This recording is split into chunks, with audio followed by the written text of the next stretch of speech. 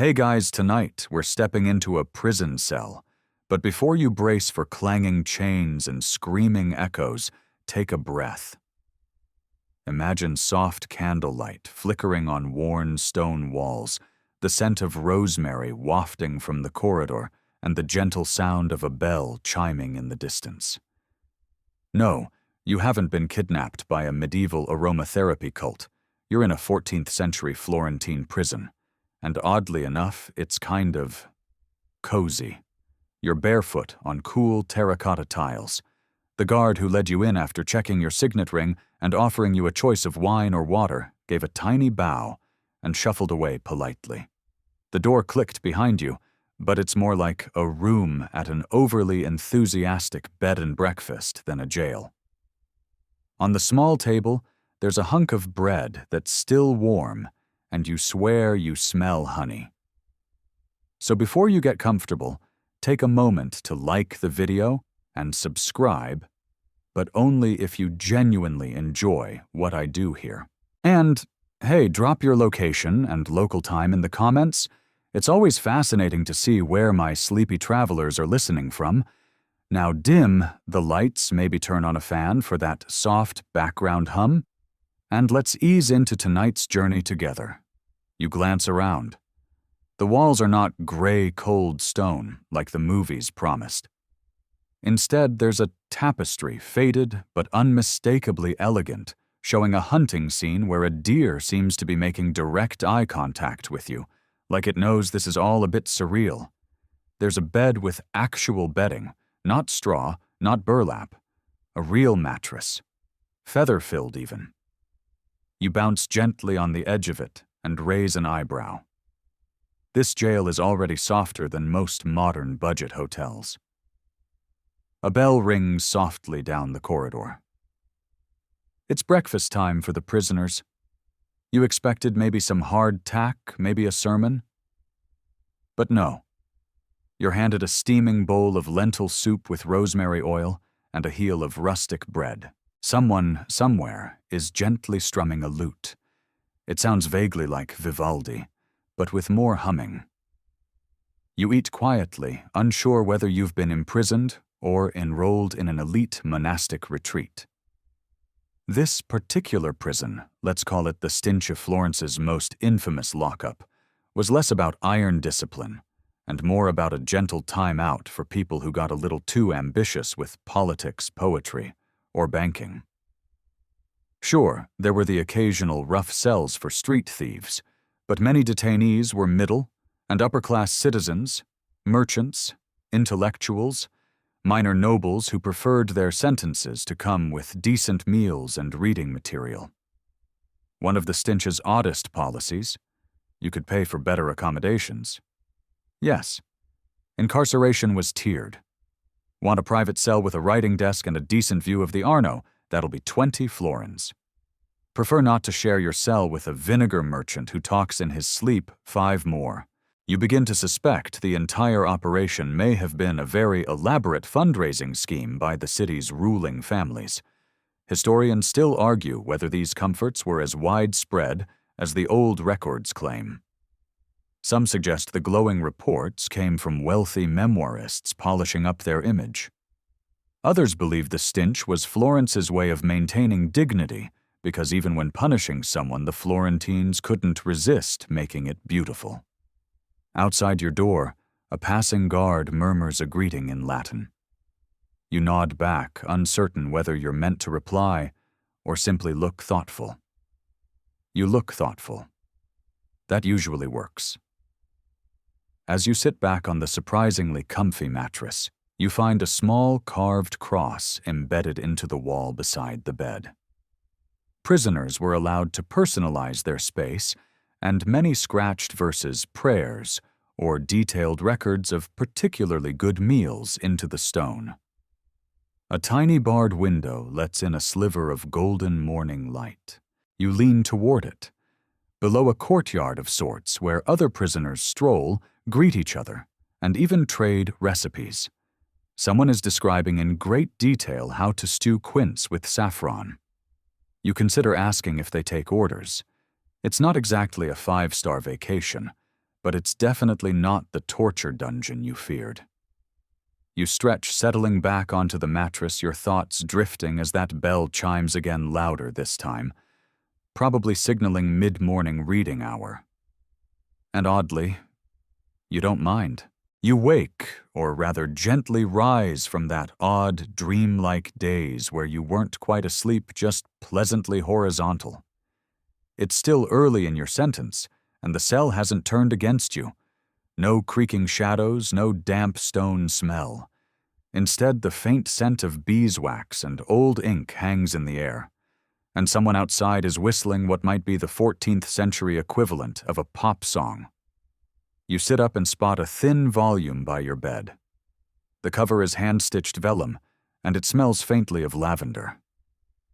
Inside, elegant handwriting details the prison diary of someone named Bartolomeo degli Alberti, a once wealthy merchant who ended up here after he called the ruling signoria a flock of overdressed pigeons.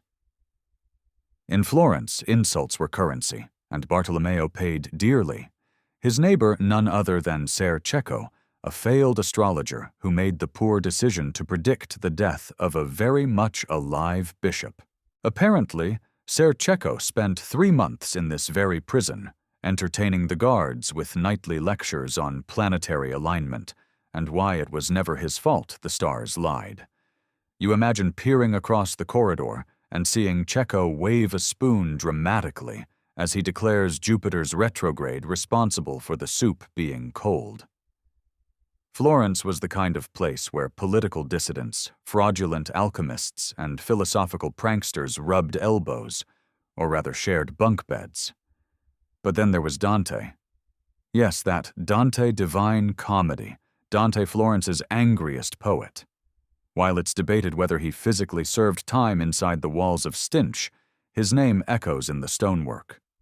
You pass by a small fresco in the corridor, a stern man with an aquiline nose and unreadable eyes. Some say it was painted by a fellow inmate who admired him. Others say it's just a generic angry guy in a red hood. Historians still argue whether Dante's so-called prison writings were metaphorical or literal. Did he actually write in jail? Or was the dark wood and inferno just a poetic midlife crisis? Either way, his exile from Florence would have felt like a prison, especially since he really wanted to come back and remind everyone he was right. As you shuffle down the hallway in your slipper-like shoes, yes, they gave you those too, you see the painted nameplates on doors.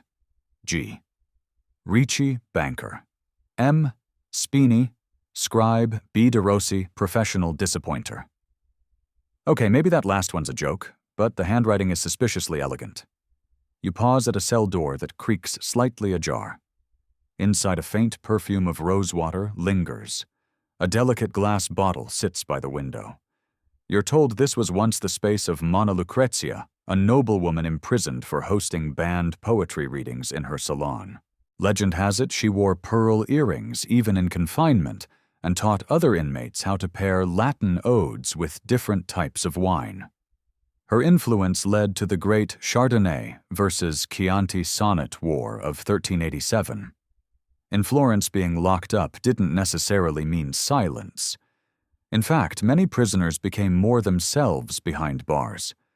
Stripped of formal titles and obligations, they wrote composed and debated endlessly. The walls of Stinche were once known to echo with arguments over Petrarchan meter theological footnotes and whether cicadas make better metaphors than nightingales. Cicadas are louder. Nightingales win on vibe. But of course, not every inmate was a tortured intellectual. Some just liked free bread and uninterrupted time away from their spouses. One tax official, Giorgio, wrote a short note that still survives in a crumbling margin. 3 weeks without hearing my wife talk about her cousin's new goat. Bliss. The idea that prison could be a retreat, not a punishment, is hard to wrap your head around, but here in Florence, social status followed you through the bars. Wealthy prisoners hosted guests.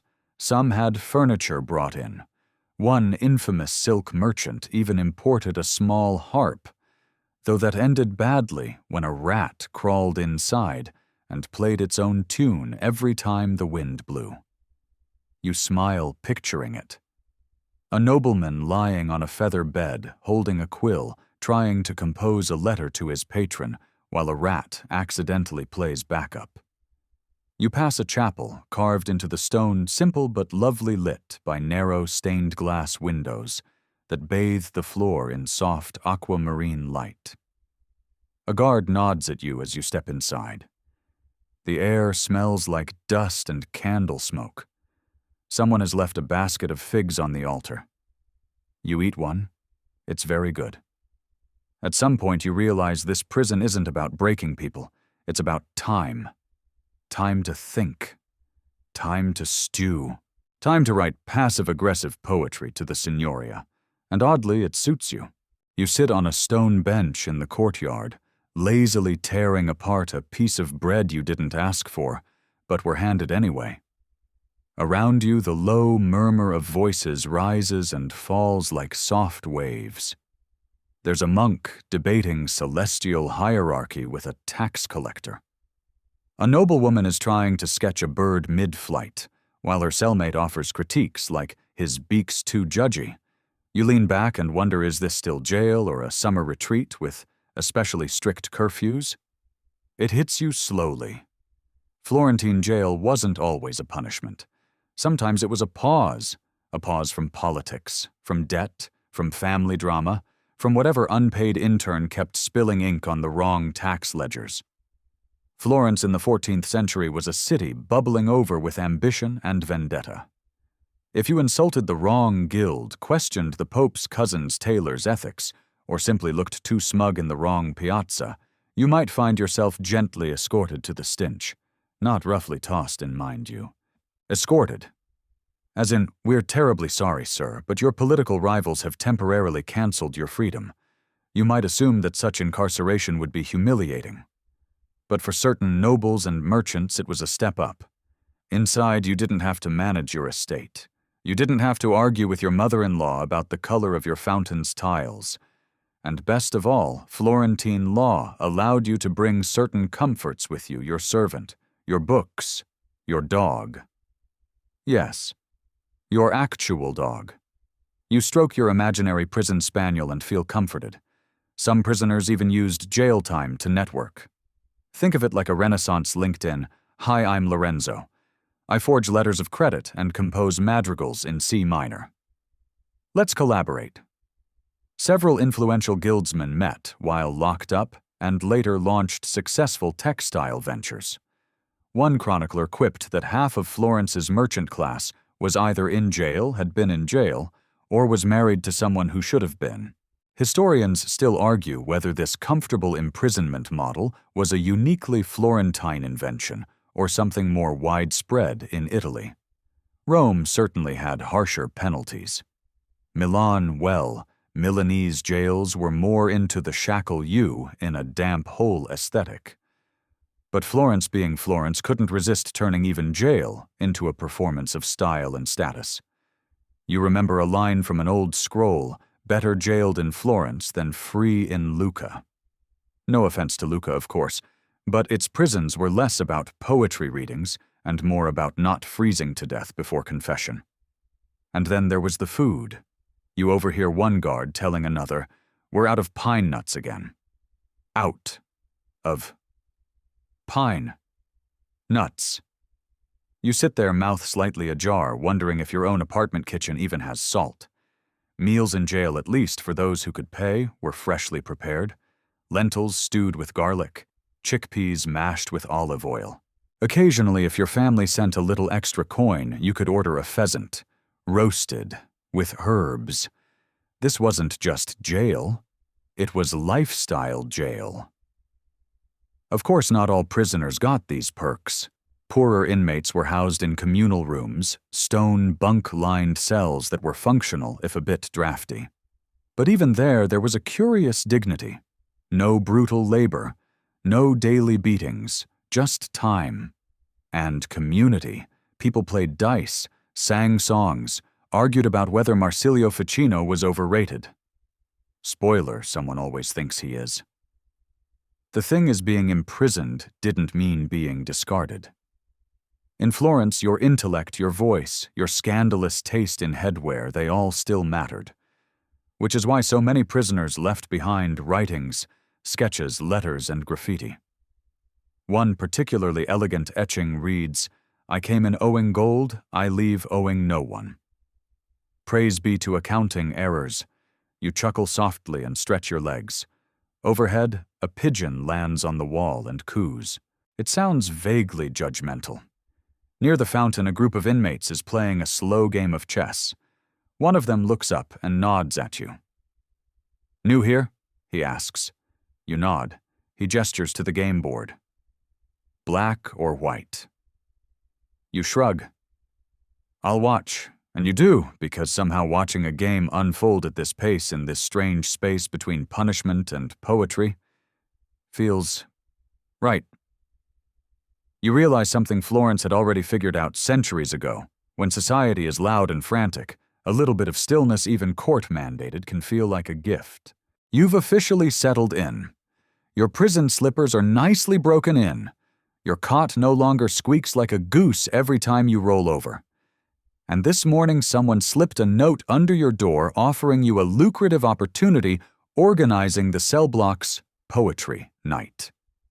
You politely decline. Florentine sonnets are cutthroat, and you're not emotionally prepared for another fight about enjambment. Instead, you explore the prison's less literary offerings, and that's when you discover the jobs board. Yes, you read that correctly. A jobs board. Mounted on the wall near the chapel, it's a battered wooden plank with slots for various parchment scrolls. Scribbled in a combination of Latin and what can only be described as optimistic calligraphy, the board offers you choices that feel oddly tailored. One posting reads, "Wanted pigeon feeder. Must not fear beady eyes." Another copyist for merchant letters. Legible hand required. Flourishes optional. A third barely hanging on by a thread of wax seal lutenist needed. Preferably knows more than one song. You stand there chewing the edge of a fig, trying to picture yourself as a court-approved pigeon whisperer. Around you, other prisoners shuffle past, glancing at the listings like medieval freelancers, deciding if they're in the mood to ghostwrite confessionals or clean library dust filters. Historians still argue whether these job assignments were meant to rehabilitate prisoners, distract them, or simply keep the staff from having to do actual chores. Whatever the intent, the effect is strangely comforting. You're not just a prisoner, you're a contributor. You decide to take a safer path, transcribing records. You're led to a small room lined with scrolls and ink pots that smell like licorice and regret. A monk named Brother Enzio shows you how to sharpen a quill, gently reminding you not to sneeze near the illuminated initials. Apparently, the last guy got exiled to mop duty for mistaking de gratia for de grappa. As you settle into the rhythm of ink parchment and contemplative sighing, you realize this is oddly satisfying. You get lost in the swirls of script, the smell of parchment, the occasional squeak of a mouse in the corner, who has apparently decided your left foot is a trustworthy roommate. At midday, you join the other scribes for a brief lunch. Today's offering chestnut soup with herbs and a slice of spiced bread. You overhear one older inmate saying, "They added cinnamon. They never add cinnamon." He tears up slightly. We're living in a golden age, but not every job is quite so romantic. One poor soul is in charge of stirring the bathwater, a large stone basin heated with coals from below. His arms are perpetually damp. Another oversees the goat pen in the lower courtyard, which you didn't even know existed until now. Apparently, goats were sometimes gifted to prisoners by family members. Yes, as pets, or possibly emotional support livestock. And then there's Ettore, a short, wiry man with permanently raised eyebrows who's appointed himself unofficial prison historian. He carries a notebook the size of a small cheese wheel and insists on interviewing every new inmate. You try to avoid him at first, but eventually give in. His questions are odd, but not unpleasant. How would you rate your mattress comfort on a scale from 1 to, "I forgave my enemies"? Have you seen any ghosts, prophetic dreams, or extremely judgmental birds? What color would you repaint the ceiling if given absolute power? You answer. He nods. He writes. He vanishes. It's oddly satisfying to be someone's data point. By evening, you're back in your cell, your fingers stained with ink, and your brain still humming with the rhythm of medieval contracts. You lie back, staring at the carved beams above you, and realize prison hasn't dulled you. If anything, it's made you sharper, quieter, more observant. It's not about surviving the sentence. It's about thriving inside it, like a bonsai tree in a clay pot, constrained but blooming nonetheless. And tomorrow, maybe you'll audition for Loot Night. Just once. You already know how to hum 2 songs and clap on beat. That's got to count for something. The next morning arrives with the gentle sound of 2 guards arguing about whether figs or plums are more appropriate for a prisoner's breakfast. You're inclined toward figs, but you stay silent. This is sacred business, and clearly not for outsiders. The air smells of fresh bread and beeswax. Your ink-stained hands are still a little stiff from yesterday's transcription marathon, so you flex your fingers slowly and take a deep breath. Then there's a knock. Not the stern bang of authority, but a polite little rap followed by a familiar voice. Brother Enzio. Today, he says you're being promoted. You blink. To what he smiles, holds up a bundle of fresh linens, and says, laundry distribution. Ah, you're going corporate. You follow him to a low archway that leads into what can only be described as the spa wing of the prison. It smells faintly of rosemary and boiled linen. There are wooden tubs lined with smooth stones, water warmed by clever little vents from underground stoves. Prisoners file in, not in chains, but in groups chatting quietly, some even holding bits of soap like rare treasures. Florentine prisons, you're told, had a surprising emphasis on hygiene. Even in the 14th century, Stinche understood that clean prisoners were calmer prisoners. And in a city where public image was everything, even your jail smell mattered. Your job is simple pass out. Clean cloths, collect the used ones, and if necessary, deliver reminders that bathing does not exempt you from your pigeon-feeding shift.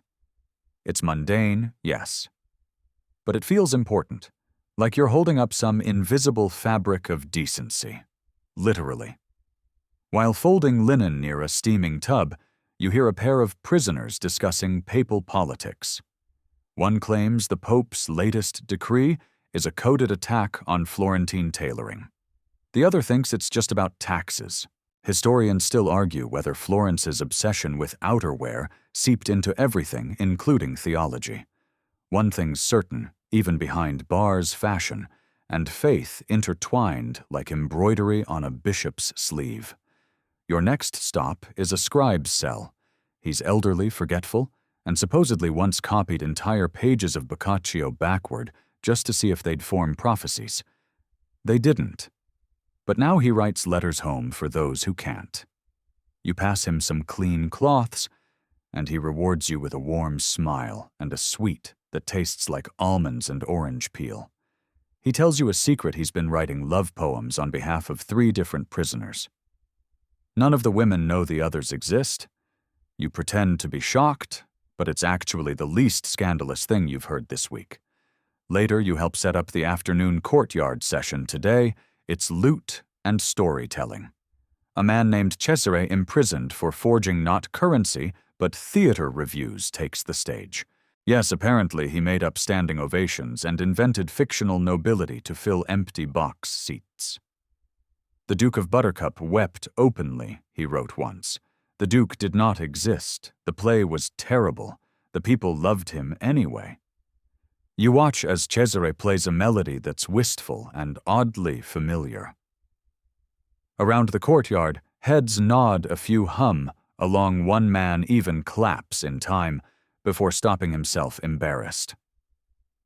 The guards allow it. They seem to understand that these performances are part of the healing. Or maybe they just like the music. The sunlight fades, slowly, turning the stones gold, then dusky rose. The courtyard smells like thyme and toasted grain. Someone passes around a pot of chickpeas with garlic and crushed pepper. You accept a bowl and find yourself laughing at a joke involving a monk, a baker, and a very sarcastic goat. The details don't matter. The laughter does. Back in your cell, there's a fresh set of linens folded and fragrant. Your little window shows the edge of a cloudy moon. You lie back on your feather-stuffed mattress. Yes, it's holding up well, and consider what all of this means. Was it reform? Was it indulgence? Historians can't agree. But you're starting to think Florence's prisons weren't built just to contain people.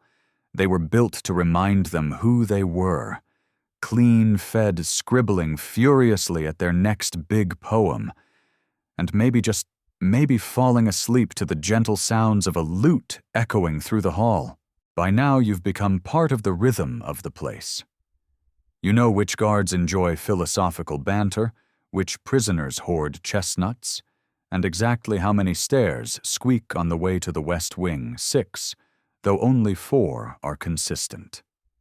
You've even acquired a nickname Quill, thanks to the ink stain on your left cheek that refuses to fade, no matter how many damp cloths you use.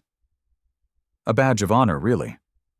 Today you're assigned to help sort correspondence letters in Letters Out, all subject to gentle snooping by the clerics. You don't mind. In fact, the sheer poetry of it fascinates you, hushed confessions of love, petitions for clemency, scathing limericks aimed at the mayor. You read them all with the quiet reverence of someone reading horoscopes out loud in a cathedral. In one letter, a man named Pietro writes to his daughter apologizing for missing her birthday.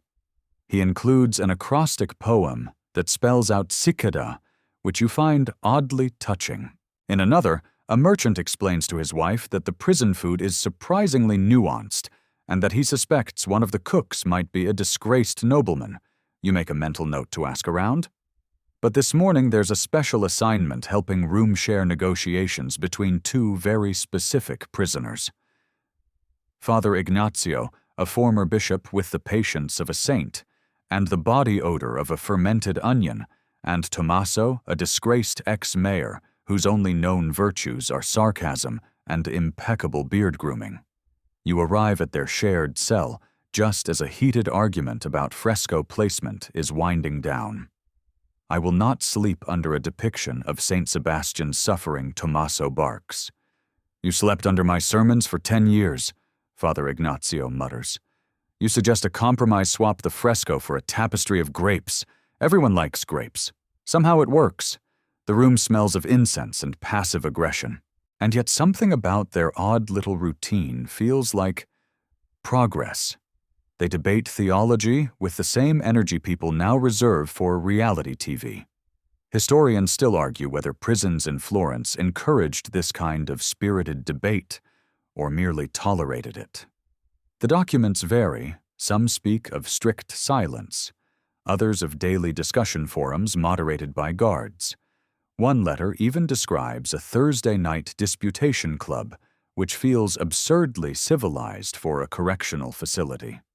Later in the day, you pass a woman reading aloud from Boethius in the chapel. Her voice is soft and steady. Others sit around her heads bowed, not in prayer, but in thought. You join them not to analyze the text, but because the cadence of her voice makes you feel like you're sitting beside a river at dusk. Florentine jail had its share of pain, of course. You don't forget that. Some wept at night. Some fell ill. Some never left. But even in suffering, there was a kind of structure, a pattern. The rules were strict but malleable. Punishment but never public spectacle. Florence didn't want to humiliate its fallen elites. It wanted them to reflect, to polish their edges like stones in a stream, and maybe to rethink that particularly spicy political pamphlet that got them locked up in the first place.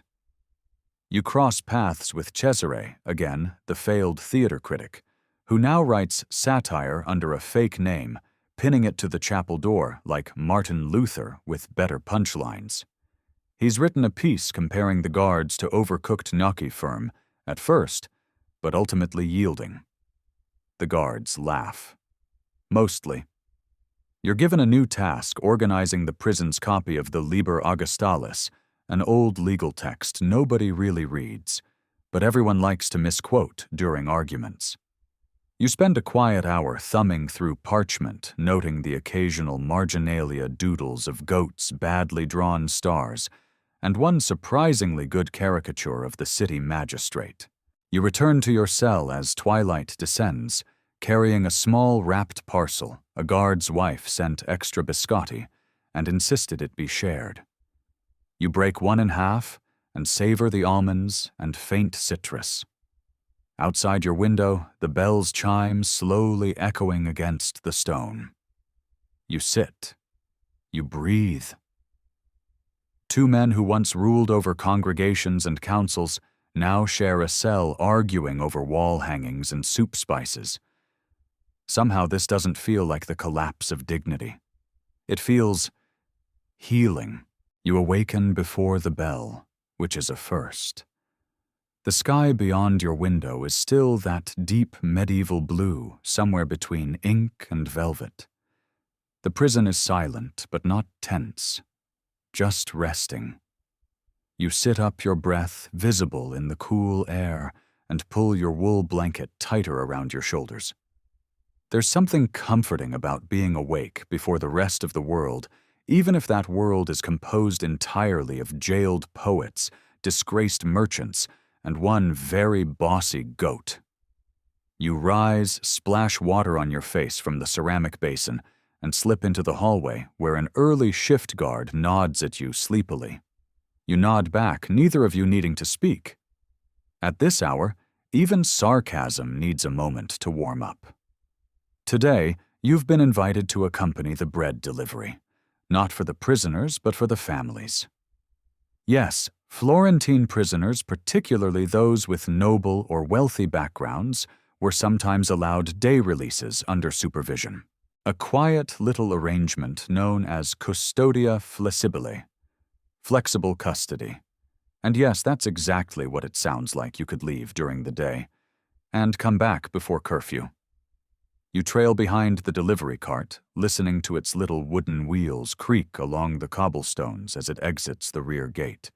With it goes a small group of prisoners, one to visit his mother, one to inspect his vineyard, and one supposedly to pray at the Duomo. You strongly suspect he's meeting someone named Caterina behind the fish market. The city outside feels strange, like a painting you've seen 100 times, but only now notice the brush strokes. You're not part of it anymore, not quite, but you're also not cut off. Florence does not exile its prisoners from society. It lets them drift just far enough to think twice. Historians still argue whether this kind of semi-incarceration was due to leniency corruption or Florence's obsession with appearances. Was it mercy or just another mask? Either way, it made prison feel like a prolonged, inconvenient business trip, one you could write off on your taxes if you had the right notary. Back at Stinche, the system is relaxed but ritualized. There's a logbook that records who left when they left what they wore and whether they returned smelling of wine. The guards are firm but not cruel. They are, as Cesare the satirist once put it, somewhere between librarians and bored uncles. Later that afternoon you return to the courtyard. It's full of soft sunlight and half-finished conversations. You spot old Tommaso, the former mayor, sitting under an olive tree, dictating a letter to a young prisoner who scribbles frantically. Apparently he's launching a lawsuit against someone from inside the prison, which feels ambitious. Nearby, two women sisters are mending clothes, One pauses, holds up a patch, and remarks, "This stitch was taught to me by a nun. She also made excellent almond cakes." The other nods solemnly. Florence is full of these tiny overlaps, practicality and poetry, living side by side like squabbling roommates. You help carry supplies back to the scriptorium, where Brother Enzio is experimenting with purple ink made from boiled mulberries. He hands you a letter he's just finished copying and asks your opinion on the penmanship. You hesitate. It's elegant, flourished, dramatic. You nod solemnly and say, "This S could slay a dragon." He beams. In a quieter moment, you reflect for all its stone walls and iron locks. This prison doesn't feel like the end of a life. It feels more like a corridor dimly lit, occasionally drafty but leading somewhere. The inmates aren't festering in darkness. They're baking, writing, dreaming, and most curiously, returning. Some of those who left earlier in the day are now arriving back. One man arrives with flowers, hands them to the gate guard, and says, "For your wife." She always adds a lemon to the broth. The guard grins.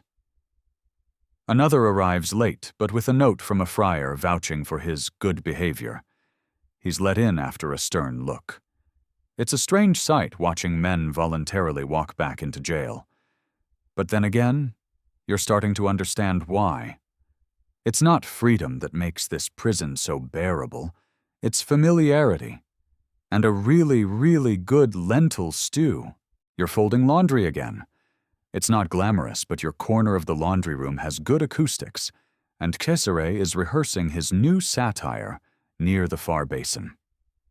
Today's victim is a local bishop who supposedly confused a spice merchant for a saint during a procession. The jokes are layered, the rhythm smooth, and the rhymes downright unfair to cardamom. You've come to appreciate this strange rhythm of Florentine prison life. The ritual of waking, of eating, of debating, of sighing dramatically at the state of one's socks. But today, something else catches your eye. Or rather, someone. Striding down the hallway is a man dressed head to toe in velvet, deep purple velvet, with a feathered cap, in prison. You blink. He nods as he passes, adjusts his hat with the kind of exaggerated elegance you usually only see in stage plays, and disappears into the chapel like a man late for a duet with God. You ask around. His name is Carlo di Benizzi, minor nobility, exiled twice, imprisoned, once voluntarily, some say, and currently serving time for excessive wit in the public square. Florence is, after all, a city that took public decorum very seriously. And Carlo brought a live falcon to a city council meeting. What's stranger is how normal he seems here. He's not mocked. He's not ignored. He's admired, like a court jester who's turned prison into his private salon.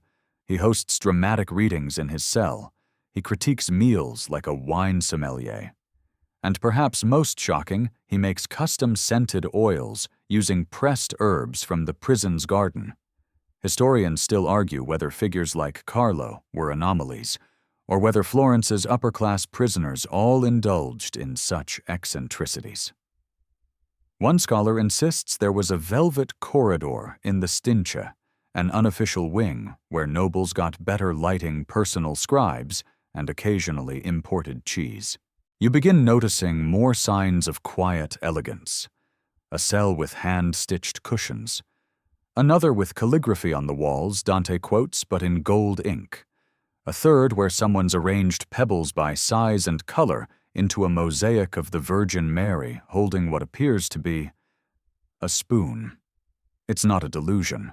For certain prisoners, jail was less a punishment and more a carefully managed retreat. In this delicate ornamental ecosystem, every object became a signal. A silk robe said, "I am still important." A feathered hat said, "I may be jailed, but I am never mundane." A perfumed letter said, "Even here, I am loved." You wonder what signals you're sending. Ink-stained hands, neatly folded sheets, a polite nod to every goat you pass. You're somewhere between invisible and indispensable Florence's favorite type of citizen. At lunch, you sit near Carlo. He offers you a fig and begins a speech on the importance of posture while incarcerated. Shoulders back, he says, or the dignity leaks out. You try it. He's not wrong. You chat. He asks about your hobbies. You mumble something about copying books and folding things into neat squares. He suggests you compose your own verse. Oh, I'm not a poet, you say. He waves his perfumed hand. Everyone in here is a poet. Some of us just don't know our metaphors yet. You glance at your bowl of chickpeas. You think a bean is like a prisoner trapped softened and finally understood. Oh no, it's happening. You excuse yourself. Back in your cell you find a gift, a scrap of parchment with your name written in swirling purple ink. Below it, a single line of verse, the quill sleeps, not though no one asks it to write. Signed simply C, it's ridiculous, it's flattering, it's prison poetry, and it means you're in. You lie back on your bed, smiling at the ceiling. Somewhere down the hall, someone sneezes with operatic flair. Someone else curses about losing at chess. Carlo recites something probably stolen from Virgil. And you close your eyes, wondering if you too should start wearing a hat indoors. You awaken to a thud outside your door, a loaf of bread falling unceremoniously from a guard's basket. It's slightly squashed warm and has a suspicious thumbprint right in the middle. You take it anyway.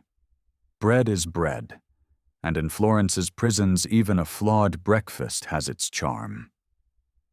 You chew thoughtfully and glance around your cell now decorated with exactly 3 folded paper cranes. Your latest attempt at prison hobbies, a pebble you swear looks like a profile of Aristotle, and of course the now semi-iconic quill stain on your cheek, which no one has let you forget. You wander out into the corridor and overhear 2 prisoners mid-argument. I'm telling you the pillows were stuffed with goose down. Impossible. Goose down. In a prison, yes. I even saw a feather. It looked like it had opinions. You inch closer, intrigued. Pillows. Downy ones. The conversation quickly spirals into legend. Some say certain cells had embroidered bedding. Others claim that one particularly well-connected prisoner had his pillow imported from Constantinople.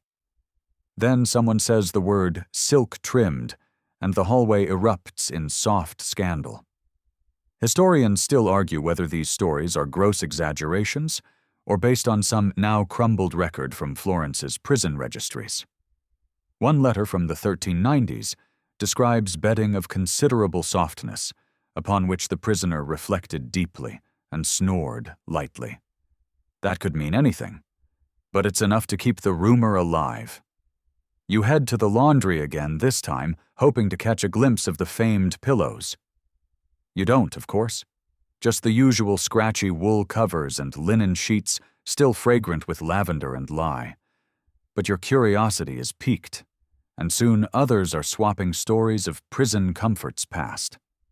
One man swears he knew someone who was allowed to hang a tapestry of the Madonna in his cell, embroidered by his daughter, no less. Another recalls a cell with a tiny inlaid tile floor depicting the Battle of Monteperti, complete with painted blood and disapproving angels. That seems unlikely, but then again, so did scented oils and fashion accessories. You reflect in a place meant to strip you of dignity, the smallest comforts become enormous. A real pillow, a second spoon, a guard who hums. They're not just luxuries, they're defiance in cotton form. Back in the scriptorium, you copy out a tax receipt with the kind of care normally reserved for love letters. Cesare passes by and pauses. You know, he says, if you add a drawing of a cat in the margin, the whole document reads like satire. You smile. You don't draw the cat, but you do sneak in a tiny snail. That feels sufficiently rebellious. Later, a debate breaks out in the dining hall over the actual content of the pillows. One camp insists it was goose down. Another claims it was merely fine wool fluffed artfully. A third proposes that the real comfort came not from the material, but the memory of softer days.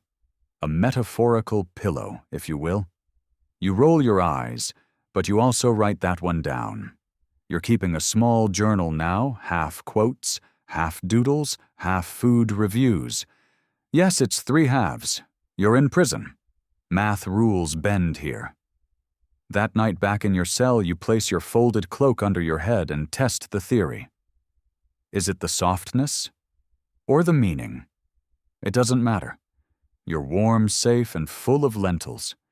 You close your eyes and wonder whether future inmates will speak of your cell in whispers. He had 3 paper cranes, they'll say, and he folded them with hands inked in defiance. You snort, then fall asleep, smiling. You're dreaming of biscotti.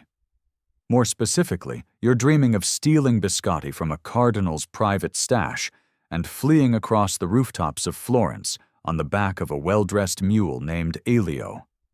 The mule quotes Ovid. You awaken confused, slightly hungry, and more than a little suspicious of the almond-scented air wafting through your cell window.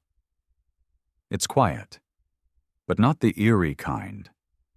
Just a soft, shared stillness. You swing your legs over the side of the bed, and shuffle toward the courtyard. You pass 2 guards chuckling over something, and as you get closer, you hear the words. And then he asked for directions during the escape. Wait. What you stop. You linger. You eavesdrop. Apparently someone tried to escape last night. Not violently, not by tunneling, not even dramatically. He just walked out. Through the side gate, with a forged pass. It almost worked. Almost.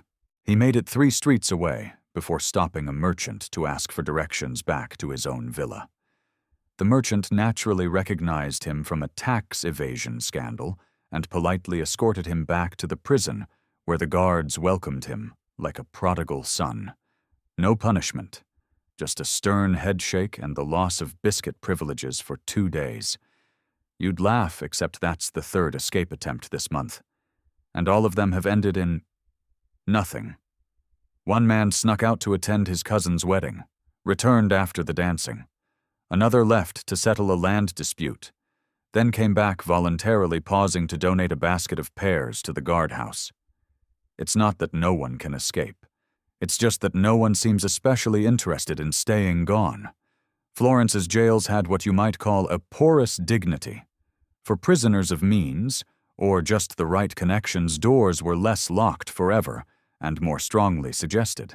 Historians still argue whether this practice was a failure of security or a reflection of Florence's bureaucratic nuance. The answer may be both. Even the architecture hints at this philosophy. The main prison doors are thick oak and iron. Yes, but several side exits look suspiciously like well-maintained garden gates. There are rumors of tunnels, of guards napping at just the right moments, of a particularly agile baker who slipped out nightly to water his basil plants at home. Back in the courtyard, Cesare recounts an older tale, a nobleman who faked a deathly illness to be transferred to a monastery for treatment, then simply stayed there, writing devotional poetry for the nuns, until someone noticed he wasn't in fact contagious. These tales aren't hidden. They're celebrated, like elaborate practical jokes or strange rites of passage. The trick isn't escaping. The trick is coming back, to leave Florence's prison and return clean composed, perhaps carrying dessert, demonstrated honor, restraint, even wit. It was a performance, a demonstration of self-discipline. After all, if you could leave, and chose not to, what did that say about you? It said you were in control. Even in chains, you dictated the rhythm of your confinement. This paradox fascinates you. You sit on a sun-warmed bench and jot down a few thoughts. Escape is a test. Returning is the answer. Florence loves those who resist temptation and worships those who flirt with it gracefully. You close your notebook satisfied with your poetry. Across the yard, someone applauds. You look up. It's Carlo, of course, in his velvet hat and matching socks. He's brought snacks. Try the almond tarts, he whispers. I smuggled them in with my laundry. You take one? It's divine. It tastes like honey and rebellion. Later, you pass the chapel and hear the ex-mayor telling a group of newcomers, if you escape, fine. But if you come back without cheese for the kitchen, don't bother coming back at all. Even prison has standards. You return to your cell that night, wondering not what it would be like to escape, but how best to re-enter. Through the front gate, of course, with a hat and maybe a lute. Just for style. The scent hits you first. Violets, definitely violets. Sweet, faint, drifting in, like a memory someone left cracked open in a book of poetry. You follow it down the east corridor, past the wall, with the carved dove past the tapestry, with the knight who always looks vaguely disappointed. And then you see it, the library. Yes, the prison has a library. Of course it does. This is Florence. It's tucked behind a modest wooden door with a crooked sign that simply reads, letters. You push it open and are immediately met with the hush of old paper and the soft crackle of candlelight. The windows are narrow but high, and the way the sun filters in makes it feel like you're standing inside a thought. The shelves are uneven, filled with parchment rolls, stitched folios, and leather-bound tomes that look like they've been read by generations of thinkers, and judging by the bite marks on one corner, possibly by at least one goat, you trail a finger along the titles, commentaries on Aristotle, Psalms, medicinal recipes, dramatic dialogues, and one particularly heavy volume titled The Art of Quietly Judging Your Peers, a Florentine favorite. At the desk sits Delphina, the library custodian. She's not a prisoner, just a very dedicated woman who decided at some point that organizing the reading material of incarcerated citizens was a higher calling than managing the chaos of a public library. She greets you with a glance over her spectacles and a quiet, shoes clean. You nod. She points to a shelf. You look like a pastry manuscript kind of soul. You're not sure what that means, but she's right. The manuscript is handwritten, slightly smudged, and titled Confections and Meditations. It includes recipes for almond pastes, candied orange peel, and a series of philosophical reflections on the nature of sweetness and sin. One passage ponders whether a perfect tart can lead to spiritual awakening. You read it twice. There's a reading bench under the east window. You sit. Around you, others do the same.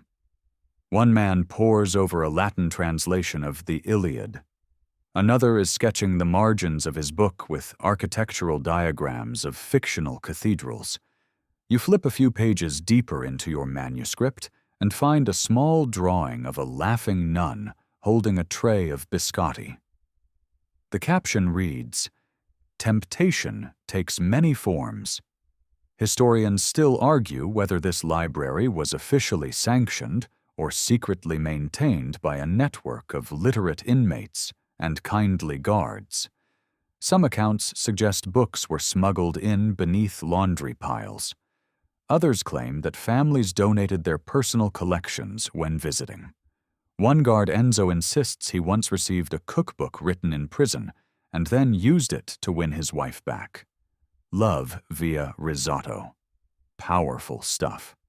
Florence was a city obsessed with the written word. Even its prisoners were expected to engage with it, debate it, recite it, write long, meandering verses about it. The Stinche wasn't just a place to serve time. It was a space to think. You scan a shelf labeled banned texts, which frankly looks more thumbed through than the rest. You pull out a slender book with a faded red cover. The title has been scraped off. Inside, an anonymous guide to city gossip coded in poetry. You read aloud under your breath, "Beware the man who praises wine, but waters soup he may sit at your table, but his spoon stirs secrets." You blink. Then you read it again and laugh. It's oddly accurate. Later that day, you join the others for shared reading time in the courtyard. Delphina reads from a collection of folk tales, while Carlo interprets them dramatically, adding flair footnotes and completely fabricated backstories.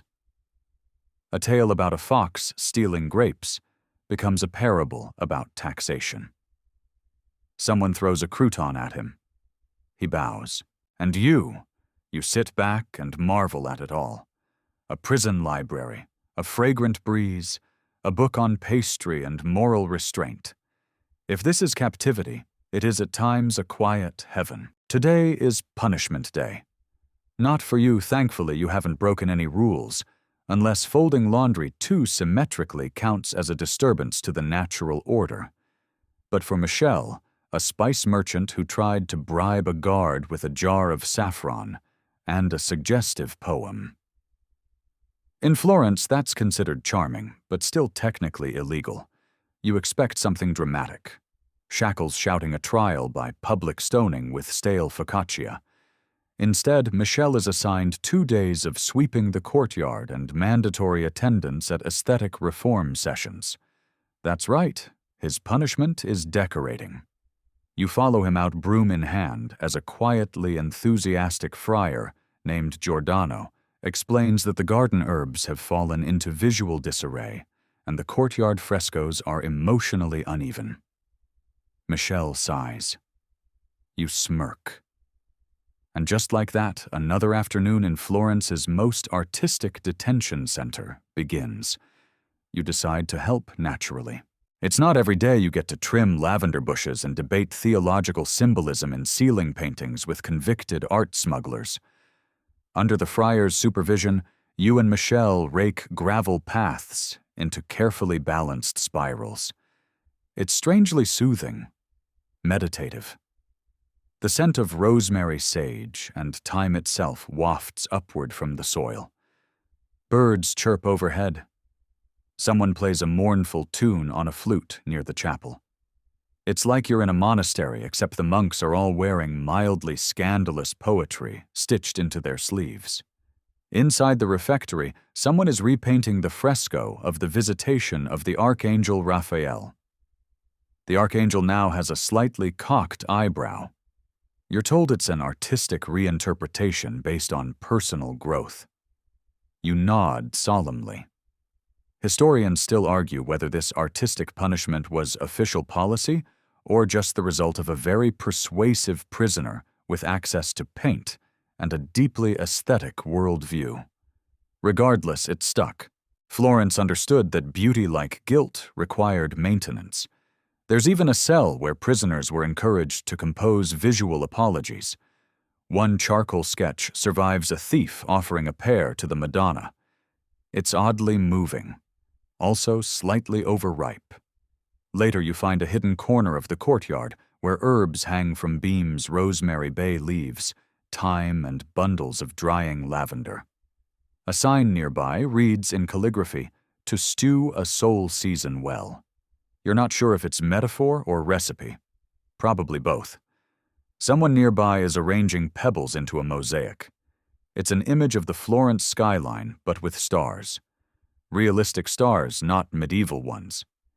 He explains that the city looks more hopeful under imagined constellations. You can't argue with that.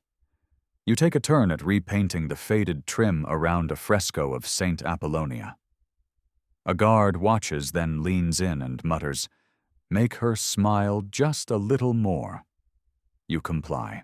She now looks faintly amused, as if in on a joke only the ceiling knows. Even Carlo Velvet Hat, cocked at an angle that defies physics, joins in. He critiques brush strokes with the air of a man who once painted a ceiling while reciting Petrarch backwards. He likely did. The punishment, if it can be called that, has become a performance, a restoration, a rehearsal for some abstract forgiveness not found in ledgers or laws, but in olive oil-tinted murals and perfectly spaced gravel. You ask the friar why beauty matters so much in a prison. He thinks for a moment, then replies, "Because people forget they're still alive." Beauty reminds them. You carry that thought with you all the way back to your cell hands, stained with lavender oil and specks of ochre. The scent follows you like a memory. You lie on your mattress, still soft, thank you, and look up at your own blank ceiling. You imagine frescoes. You imagine Saint Apollonia smiling down, possibly approving your posture. And as you drift toward sleep, you wonder, what if every punishment were this beautiful? You wake up to the sound of someone shouting. He brought a goat into the chapel, followed by a more resigned voice replying, yes, but it was wearing a bell and behaved better than Giacomo ever did. You blink twice. Standard Tuesday. You shuffle to the courtyard curious about the commotion, and there it is, a goat. A very dignified-looking goat. Standing beside the font, nibbling serenely on a sprig of basil, as if it were a high priest of snack-based spirituality. No one seems especially surprised. Rats, goats, the occasional escaped chicken. Florentine prisons didn't just house people. They housed relationships. Quirky, twitchy, four-legged roommates with no regard for social standing. And today, you're about to become best friends with Lucilla, a particularly expressive rat who's made your laundry basket her part-time penthouse. At first you scream. She squeaks. You both pause. Then she continues nibbling a piece of linen, and you begin to question who really owns the cell. You try to shoo her. She stares. It's not hostile. It's disappointed. From then on, you share an unspoken agreement. You fold around her. She eats only the corners. Mutual respect. You're not alone in this dynamic. One man in the West Wing sleeps beside a pigeon he swears brings messages from his cousin in Pisa. Another hosts chess matches between beetles. Someone else is training a moth to flap to the rhythm of Gregorian chants, with mixed results. Florence's prison ecosystem is less penitentiary and more whimsical wildlife reserve. Of course, it wasn't all cuddly chaos. Rats could carry disease. Goats could eat manuscripts. One well-documented incident involved a duck that interrupted a theological debate by stealing the moderator's quill mid-argument. The session dissolved into laughter, which honestly may have been more spiritually productive than anything else on the agenda. Historians still argue whether these animal encounters were tolerated out of compassion, laziness, or simply a lack of pest control funding. But over time, they became part of the prison's character. You begin noticing other strange partnerships. An old philosopher and a one-eyed cat who naps on his scrolls. A weaver who braids her hair and her dog's tail together during meditation. A teenage forger who taught his ferret to steal olives from the kitchen. Awful ferret. Fantastic aim. These creatures weren't just pets. They were confessors, audience members, co-conspirators. In a place where human pride often built walls higher than stone, ever could a creature with no agenda other than warmth or crumbs became a rare comfort. Even Cesare had a companion, a sleepy tortoise named Lorenzo, who did absolutely nothing except somehow make everything feel slower and more profound. When Lorenzo blinked, Cesare would declare, "He agrees with me, regardless of context." No one challenged him. You don't argue with tortoise wisdom. One evening, while sipping mint tea gifted by a guard whose cousin makes herbs, you find yourself drawing Lucilla the rat in your notebook.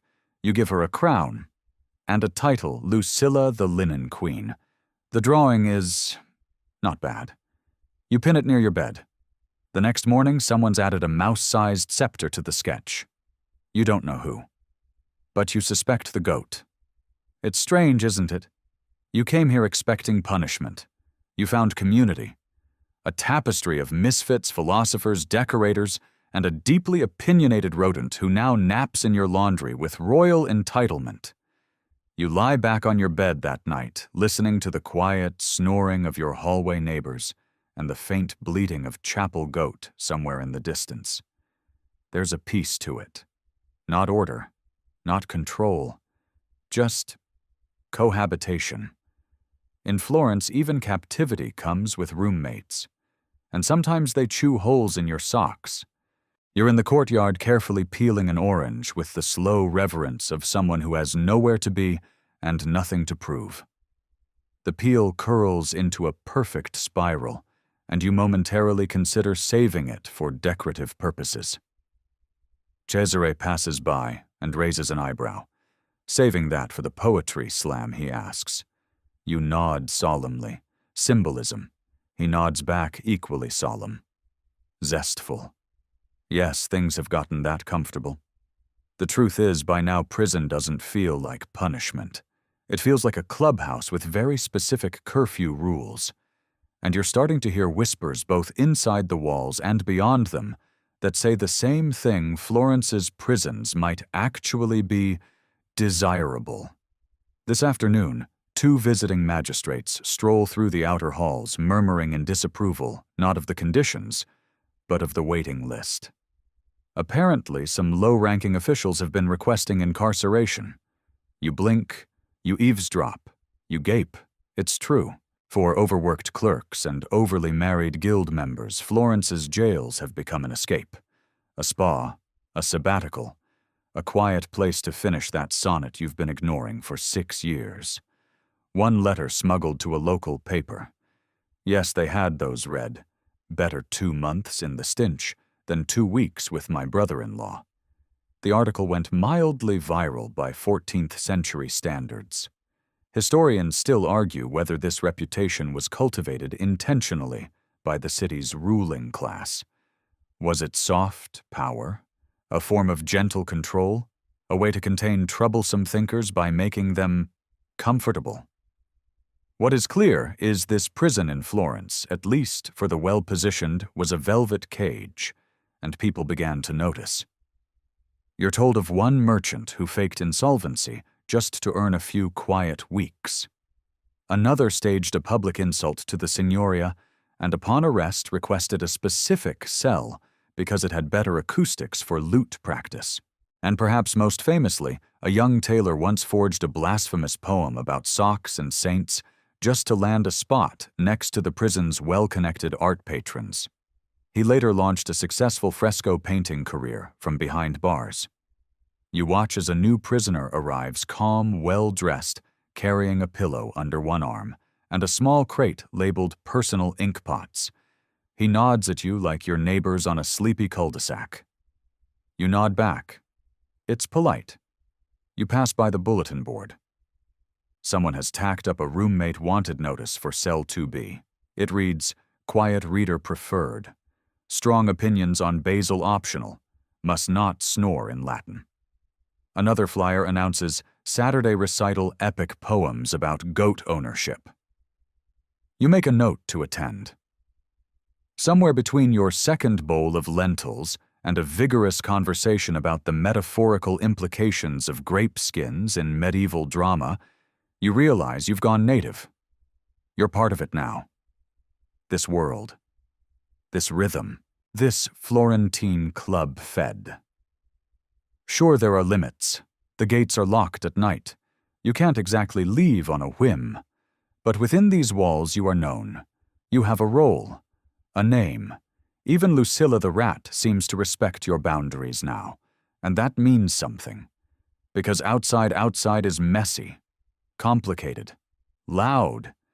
Inside you have routine, conversation, soap, a courtyard where the light falls just right in the afternoon, and a goat who kneels during prayer. You lie back that night, arms folded behind your head, listening to Cesare snore like a baritone under a pile of cloaks, and wonder what even is freedom. Maybe it's not absence of walls. Maybe it's knowing that within them you still feel whole. Word count 1099. It's your last morning in the Stinche. The thought doesn't hit you all at once. It arrives slowly like the steam off a bowl of chickpea stew rising in spirals and making everything feel a little too warm. You sit quietly on the edge of your bed, stroking a loose thread on your blanket, and listen to the familiar morning chorus, the clink of bowls, the light scuff of sandals on stone, and Cesare's unmistakable voice shouting at his tortoise Lorenzo for blinking too slowly.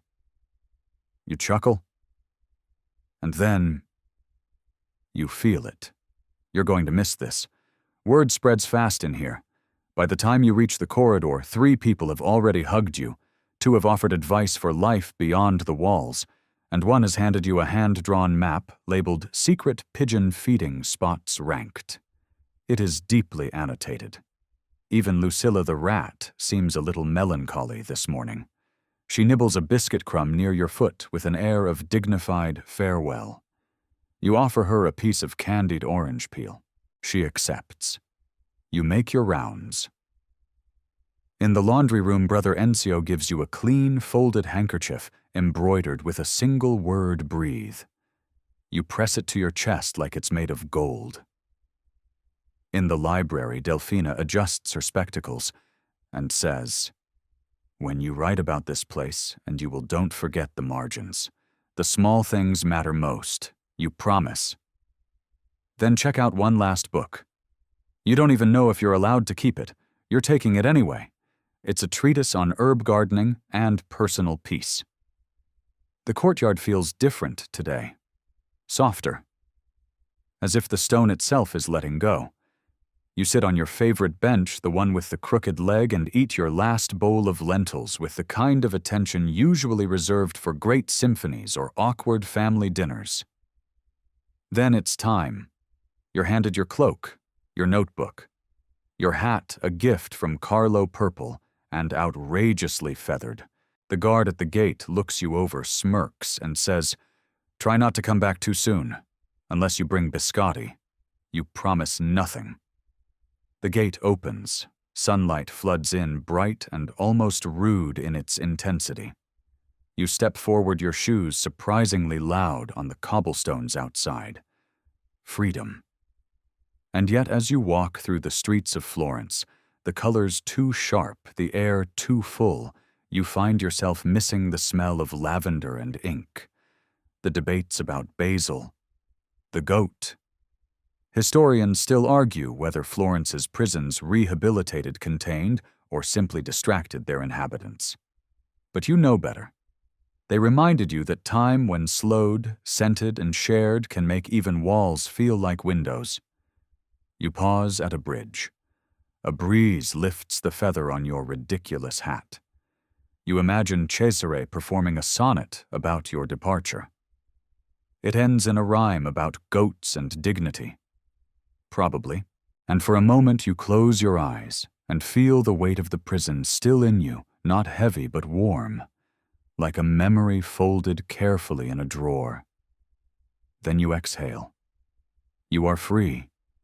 But part of you will always miss the way that prison made the world feel. Quieter. So now as you lie back, maybe already under your covers, the fan humming softly, the night gently wrapping itself around your thoughts. I want you to let this story settle, like soft dust on ancient shelves. You've wandered through the Stinche, brushed your fingers across parchment, and poetry, met goats, shared meals, and folded linens with purpose. Maybe you didn't expect a prison to feel like a retreat. Maybe you chuckled once or twice. Maybe you even imagined what your cell would have looked like. Lavender in the corner, a sketch on the wall, a silly hat near the door. Let all of that melt into stillness. Let the light of those narrow windows fade to candlelight in your mind. Let the courtyard empty slowly, footsteps echoing away like old verses. Hear the lute playing faintly in the background, the tune soft, uncertain like dreams when they first begin. And now, just breathe. No more footsteps, no more scrolls, no more goats trying to convert you to vegetarianism. Just peace. Just the quiet understanding that even the strangest, most unexpected places can offer us rest, reflection, and perhaps a gentle reminder to laugh at ourselves, at the world, at history's odd corners. You're safe now. The story has ended. The prison has faded. And you're drifting. Softly, quietly, and finally. completely.